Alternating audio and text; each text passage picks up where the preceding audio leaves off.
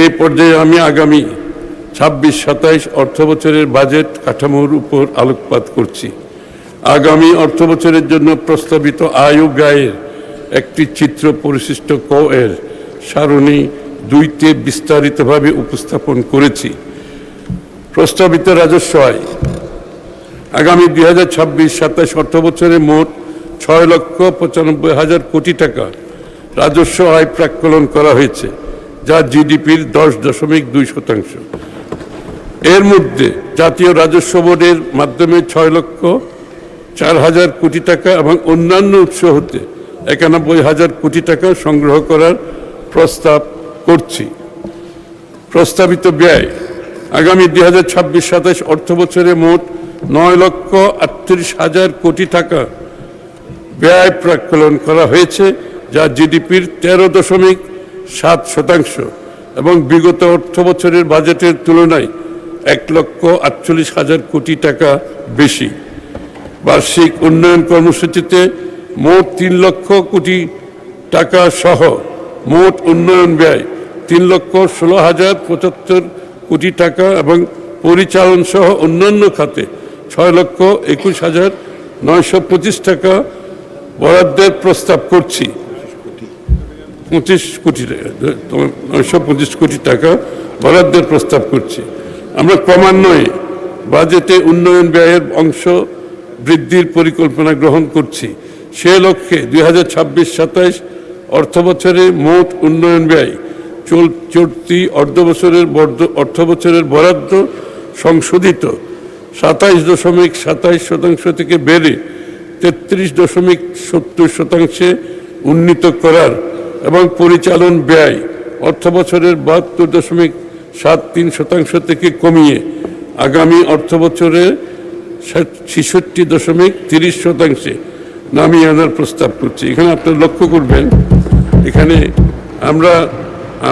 আমরা পরিচালন ব্যয় কমিয়ে আনছি এবং উন্নয়ন ব্যয় বাড়াচ্ছি। এই ধারাটা আমরা অব্যাহত রাখতে চাই।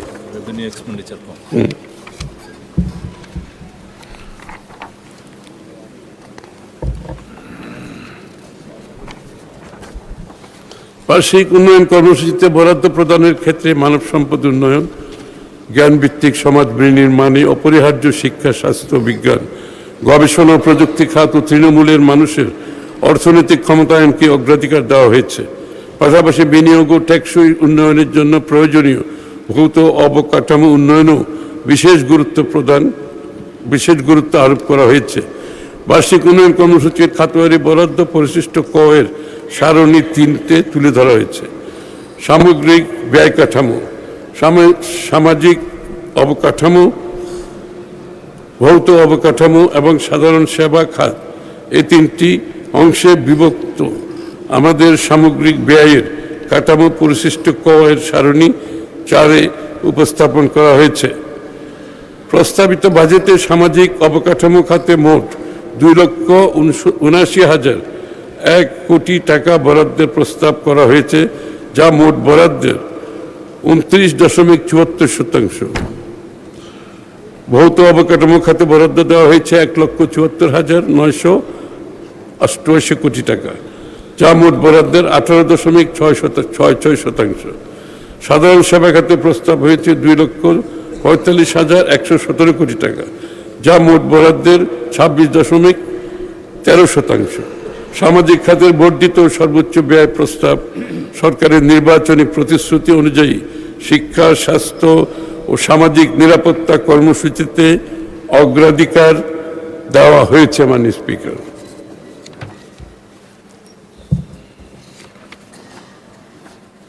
চলতি ২০২৫-২৬ অর্থবছরে যা ছিল 1,18,000 কোটি টাকা, অর্থাৎ আমরা ব্যাংকিং ব্যবস্থা হতে ঋণ গ্রহণের পরিমাণ আগামী অর্থবছরে 6,000 কোটি টাকা হ্রাস করার প্রস্তাব করছি।